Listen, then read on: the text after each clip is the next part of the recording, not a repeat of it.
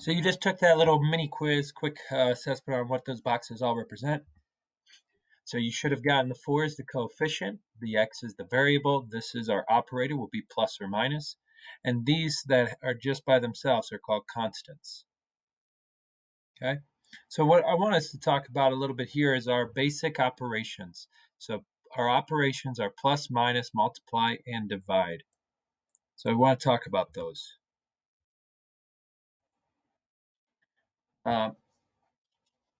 They must follow a proper order, and I'm guessing and thinking you all are familiar with this, but we have an order of operations. Now, I remember some kids were, oh yeah, that's PEMDAS. Okay, so PEMDAS, I'm going to call it GEMDAS.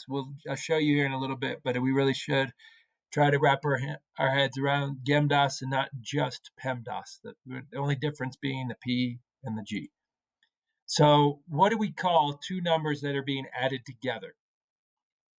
So each operation has its own term for that solution or for that answer. So what do we call two numbers being added together? That's known as a sum. The sum of 5 and 3. So we're taking 5 plus 3, you get 8. Okay, now we're looking at subtraction. What do we call it when two numbers are subtracted from each other? That's known as the difference. So what's the difference between 8 and 3? So you take 8 minus 3 and you get 5. What is the answer to a multiplication question? 10 times 5 gets us 50. What do we call that answer? That's known as the product.